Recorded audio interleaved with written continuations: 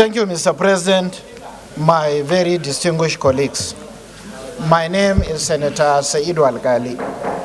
Mr. President, I am from Gombe State. I represent Gombe North Senatorial District. Mr. President, let me commend the committee, the Joint Committee on Finance and National Planning for this very wonderful job. However, Mr. President, there seems to be some contradiction in their report. The committee recommends scenario 2, that we are to sustain oil subsidy from January to June. On that note, Mr. President, we need 3.6 billion to fund the subsidy. However, the committee went further to recommend 1.7 with a difference of 1.9 trillion on the component of oil subsidy. Mr. President, with this, we are going to run into crisis of where to source the sum of 1.9 trillion to fund our subsidy from January to June. However, the committee recommends some other means to source some money. One, the proposed cost of collection for MDAs like MPA, NIMASA, and others. Two, the tax waivers, not to be approved. To me, the money we are going to save from cost of collection from NIMASA, MPA, and other MDAs and tax waivers be transferred to our revenue, not on the component of oil subsidy alone. Mr. President, I so submit. Subsidy thing, the 3.6, is that the proposed subsidy for 6 months? And the other one, the 1.6, probably your recommendation for 2023 subsidy, not between January to June. Is that correct? Can you shed? Yeah, please do. Get that. While recommending scenario 2, scenario 2 is that scenario upon which executive prepared the medium-term expenditure framework. All parameters that this year's appropriation will be predicated upon is on scenario 2. Now, I will tag along that. What we did was adopting scenario 2 with an amendment. And that amendment portion is what I've built out in the area of subsidy. So I have not, I'm coming. And the fears expressed by my colleague, Senator Nkali, we are covered between January and beyond for the year. We are not saying that we are stopping subsidy and that from January to, no, we are not. Because what was contained in my earlier recommendation was contained in scenario 2. In scenario 1, what was provided for subsidy is 6.72 trillion. While in scenario 2, what was contained in the subsidy which was brought was 3.38 trillion. I'm coming, no, please. What we did, I'm coming, what we did is that as we speak, this current regime is covering us because already this subsidy they are recommending is to end in June of next year, if that was what you want to interpret it to be, not this year. So we are covered in respect, and the amendment we have proposed is in line or in light of the economic challenges that for now, that let us even stabilize. And as we continue to improve, we will continue to, sustain it. And that's why we use 2023. On the issue of tax waiver and the cost of collection, it's still a recommendation until when we approve, when the process will now start formally to now engage these agencies that are involved to be submitted under the cost of collection, and the issue of waivers, when we now see any of the companies that is faulty. And that is why we now said, okay, this company should be removed from waivers, and this should be, and from there we can now have. So the revenue is not there yet until the recommendation of the committee, which the Federal Ministry of Finance and any relevant agencies will now have to, sit down to work out the modalities. Senator Aisha to 0.7 trillion with a difference of 1.9 trillion, and the source of the difference of 1.9 trillion is not spelled out in this report. 1.6. It's 3.6 and you recommend 1.7. Mr. President, look at the last paragraph. The committee hereby recommend that the cost of petroleum subsidy be capped at 1.7 trillion accordingly. All relevant agencies of the government will be required to take necessary action to keep the petroleum subsidy cost to government within 1.7 trillion. And he went ahead to mention the savings. And the budget was predicated on 3.6 trillion component for the petroleum subsidy.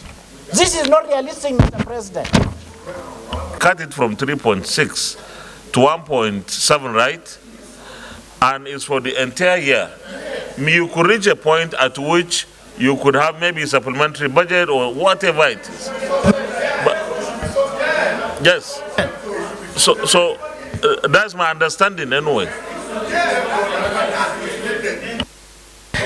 Mr. President, colleague, I want us to please, let's see this issue as that we all have the interest of Nigeria at heart. What we have done, that was why, Commissar, that was why I insisted that you listen to the two scenarios. The second scenario that we have adopted, we are even better off. If it had been first scenario, it would have been worse. Now, sir, what the Senate President has said is the intent of us trying to make sure. That was why we never said we are capping it for 3 months or 4 months. We say for 2023. Yes. So that at any point in time that we run out, the government can come by a way of supplementary or any other document to augment whatever the shortfall is. That is the intention. That's the intention. Thank you. Senator The 3.6 trillion is to run the subsidy for 6 months. That is what is contained in prayer 2. But what he said, they recommend prayer 2 with amendment on the component of the subsidy from 3.6 trillion to 1.7, with a difference of 1.9 trillion, Mr. President. And I cannot see the rationale behind approving a budget on an assumption that you will still prevent a supplementary budget to fund the petroleum subsidy component. I still hold my opinion, Mr. President. Dairo Ahmed Binani, representing Adama Central. Mr. President, looking at this document, certainly we all know that tough time is awaiting each and every one of us. Certainly, looking at this document, even though it's just given to some of us this morning. So we just have to talk with the government. There is need for the government to look into critically to cap on the loopholes of leakages of funds. Mr. President, I want to align with what Senator Alkali said. It will not cost distinguished Senator Olamileko and the entire committee to change this 1.7 to that 3.6, because that is what even the executive have proposed. That's what the executive have proposed in their submission. Is there that the cost of subsidy, if retained throughout 2023, was put at 6.7 trillion by finance and budget national planning based on the information supplied by NNPC and NUPRC. 3.6. This will take us up to June. We are covered. Then after June,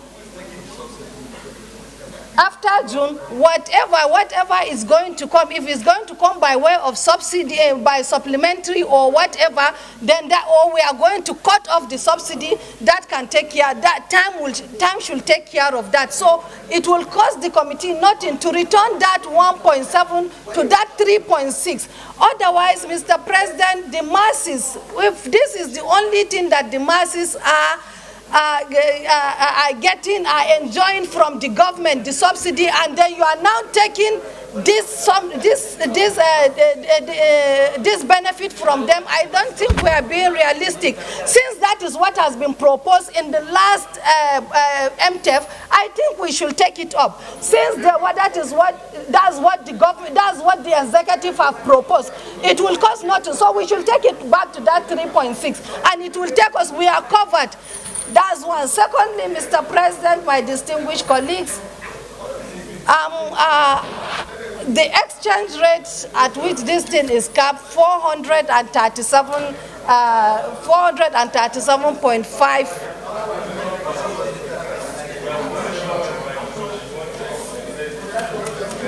437. I'm very, very much concerned because we all know what is happening in the nation. If you go to other countries and if they said that this is their MTF, the exchange rate is so amount, wherever you go to change money, you will find that the plus or minus is negligible. We are capping our exchange rate to 437. Today we all know that dollar is 740 or probably 50, and then this is what we are capping, and this thing will go down to the budget and budgetary process to buying into the market. It is just showing that we are building our house on a false foundation, because this exchange rate is the foundation of our budget and budgetary process. So we should look into it, Mr. President. Thank you very much. Senator Barrow Jibrin, I represent Kano North. Mr. President, permit me to commend the chairman of Joint Committee, Senator Adiola Solomon Olamilekan, and the entire membership of this Joint Committee. They've done a wonderful job, and so they need our commendation. Mr. President, it's disturbing that we are having 10.53 trillion as the deficit for this, as contained in the report. Well, I think we can do more by making sure that we bring down this deficit. Because my biggest worry, we have areas where we can do with lesser deficit, particularly our oil production level is disturbing. We have the capacity to produce up to 2 million barrels per day. But here we are, only producing about 1 million, sometimes even less than 1 million barrels per day. Yes, we have this projection of 1.69 or so, but the question is, can we realize it? Of course, I am optimistic that we can realize this target. All we need to do is to make sure that the current drive to deal with the problem of oil debt is actualized. When we are able to push and actualize our passion to deal with this problem, our zeal to deal with this problem, probably we'll have more than even the targeted production level and go beyond, and so reduce the deficit. Not only that, Mr. President, I'm very, very happy about the proposal or the findings about waivers. We should pursue this suggestion in the best manner possible. When we do that, the amount we have can further reduce the deficit that we have. We discussed with the chairman. There are several ways, there are several loopholes within our revenue earning processes. We can pursue that to make more revenue and so still bring down this deficit. And then, of course, the GOEs, because of the collection idea, that should be applied. It's good we make sure this is applied so that those agencies that are bringing forward year in, year out, frivolous spendings, in order to just take away the revenues accruing to their agencies, I think that will bring a stop to that. These are issues that we need to look at, and of course, Senator Al-Kali and Senator Binani spoke about the oil subsidy provision.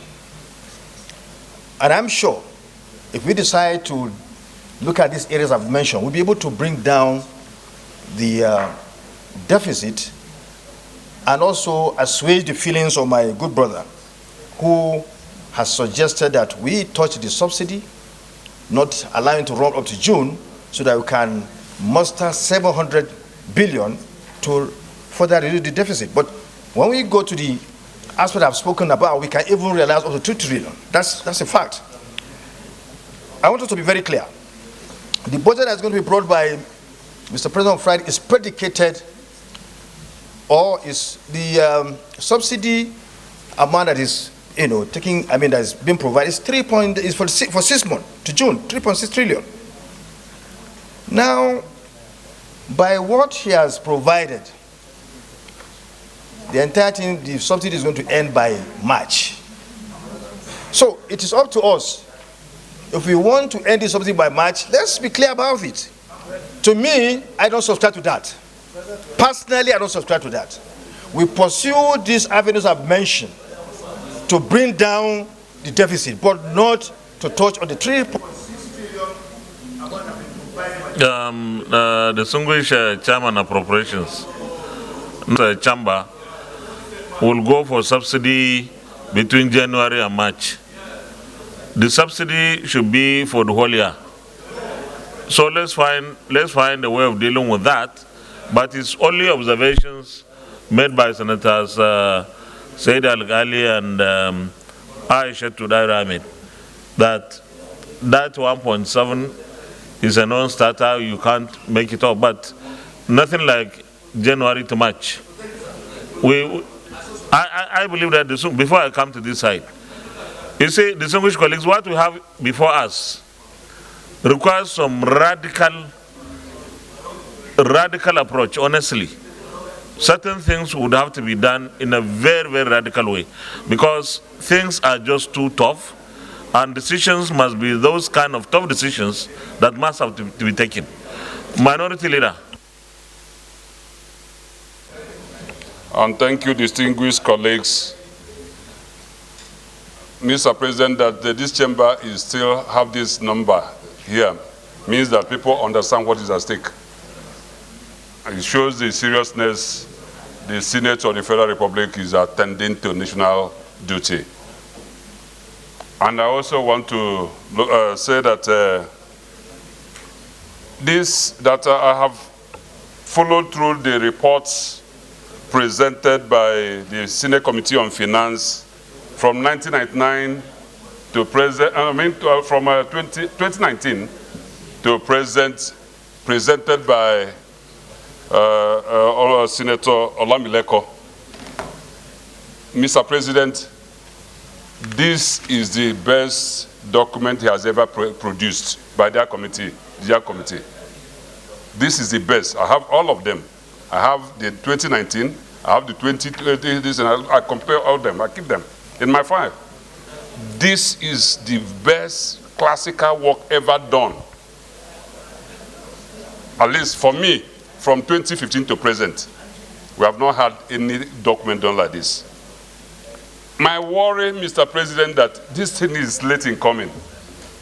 All the revelations that put out in this place to turn the economy and make this place work, all the findings and all the recommendations which we are going to do here, they are very late. We are going for campaign.